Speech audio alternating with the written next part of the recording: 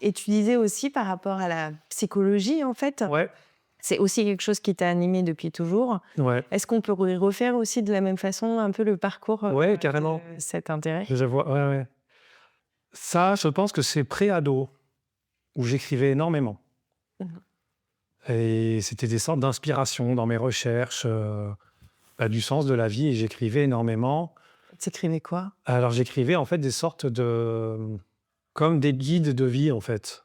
Des phrases qui me venaient comme ça et qui me permettaient de m'accompagner sur plusieurs, mois, et on pourrait imaginer comme des sagesses, un peu comme on va pouvoir voir certains extraits du stoïcisme, où c'est juste une phrase ou juste un paragraphe ou un truc qui te dit voilà ce que tu peux comprendre de la vie ou ce que la vie peut t'amener. Des haïkus un peu? Des haricots, ouais, on peut dire ça comme ça, mais je me rends compte avec le temps que ça ressemble plus à du stoïcisme, parce que maintenant je me remets à beaucoup en lire, et je vois à quel point, en fait, j'écrivais ça. Ces trucs qui me permettaient de me guider aussi, et puis je me disais: ça peut peut-être aider les autres aussi». Tu les as gardés? J'en ai gardé pas mal. Le truc, c'est qu'il y en a plein où je ne sais pas où est-ce qu'ils sont, Ouais. et j'étais pas du tout organisé pendant toutes ces années-là. Donc c'était à base de post-it et de bouts de papier et de bouts de foutais tout. Ah oui, OK. Puis ayant déménagé peut-être entre 20 et 30 fois dans ma vie, je pense une trentaine de fois aujourd'hui, on doit y être. Ça n'a pas aidé, mais ça, c'était, je crois, le plus gros. Est-ce que tu as des souvenirs, d'1 ou 2 phrases que tu écrivais?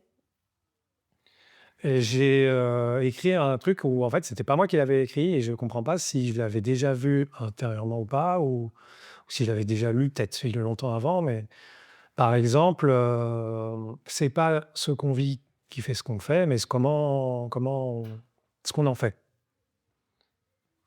C'est pas ce qu'on vit qui fait ce qu'on Ce est, qu'on est ou mais ce qu'on en fait, en mais ce fait. qu'on en fait, ouais. OK. Mmh.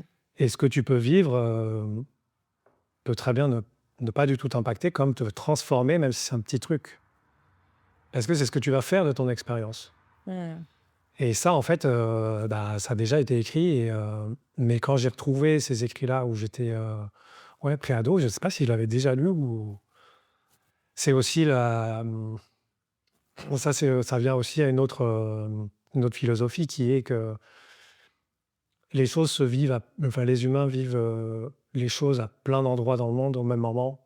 C'est pour ça qu'on peut imaginer que dans l'histoire de l'humanité, il y a eu des choses qui sont créées au même moment, à l'autre bout du globe, alors qu'il n'y avait pas la mondialisation, en fait. Mmh. Mais il y a peut-être 2000 ans ou 3000 ans, il y avait des sagesses qui sont apparues, qui étaient dites différemment à tel endroit du monde.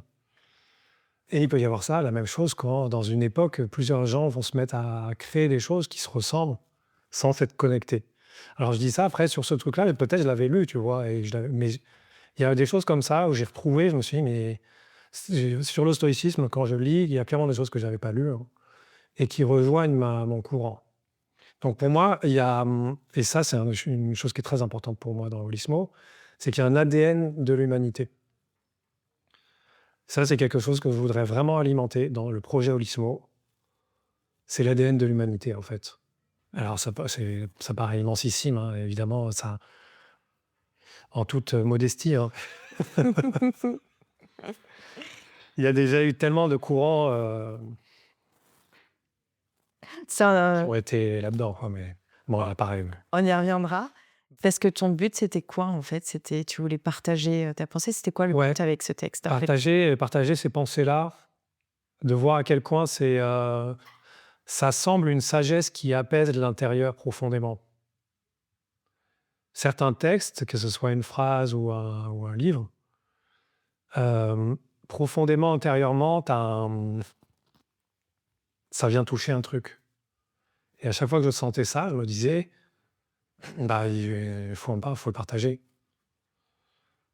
Et j'ai toujours trouvé ça extrêmement noble, le livre. Donc j'ai toujours eu cette idée-là en tête, en fait, qu'il y ait des écrits à un moment donné, quoi. Mmh.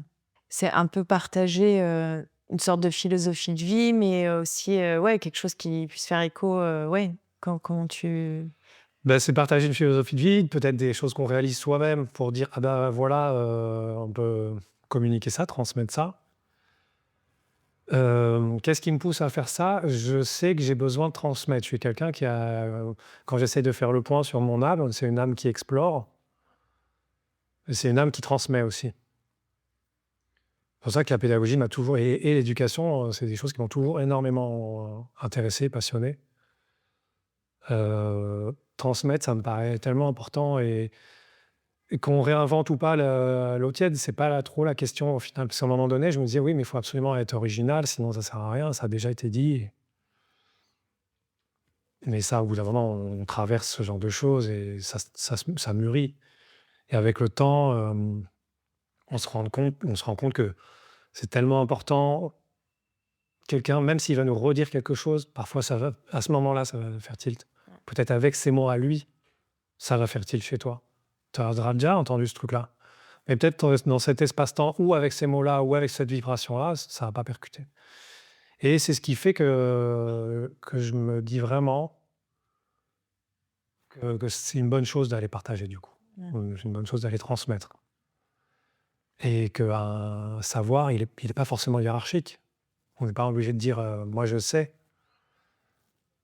C'est pas du tout, dans on n'est pas du tout obligé d'être un but. Ça peut être très bien horizontal. Mmh. Ça peut être une hiérarchie dans le temps, hein. Les aînés, ils transmettent les choses, aux suivants. Mais les plus jeunes peuvent aussi transmettre aux aînés, hein, en fait. Oui, Enfin, ouais. mmh. Déjà, il peut y avoir ça c'est très intéressant. Moi, je le vois avec mes parents, ça se passe beaucoup. Mmh. Quand mon père m'a dit, «C'est génial ce que mes 3 fils me font apprendre», je me dis: «Ah bah, c'est chouette». Mmh. Enfin, ça, comme tu dis, ça va aussi dans l'autre sens. Ouais. Ah bon, en fait, c'est marrant parce qu'ils me disent la même chose. Ouais. C'est trop bien.